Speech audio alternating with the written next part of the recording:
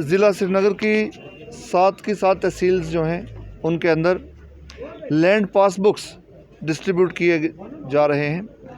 Land passbook मैं यूँ कहूँगा कि जिसकी भी ज़मीन है उसकी ज़मीन का आइडेंटिटी कार्ड है।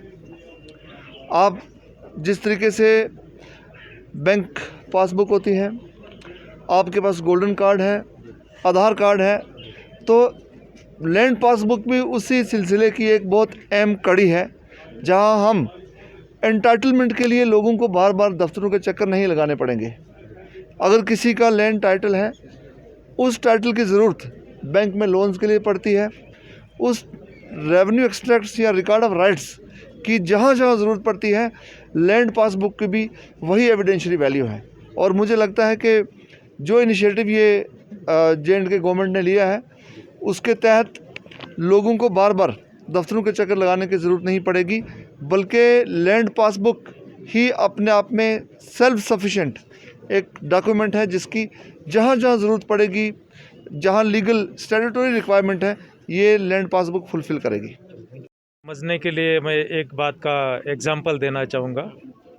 जैसे हमारा बैंक का पासबुक रहता है, बैंक का पासबुक की अहमियत लोगों को बताने की ज़रूरत नहीं है।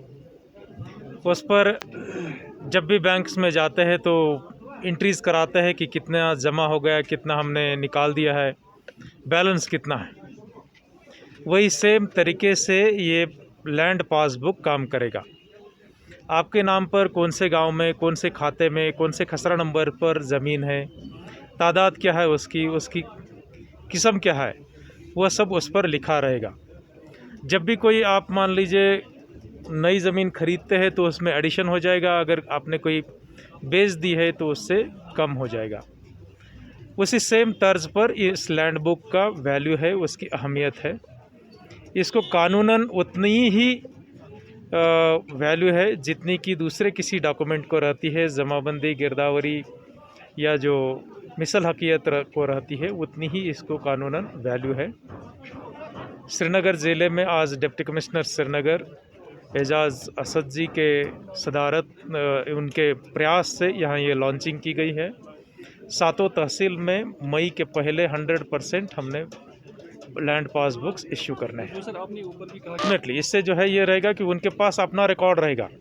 पटवारी ने अगर कुछ तोड़ मरोड़ कर दिया तो उसके साथ जो है वो काउंटर कर सकेंगे कि ये मेरे पास पासबुक में ये एंट्रीज़ है। आपके यहाँ कैसे दूसरी रह सकती है?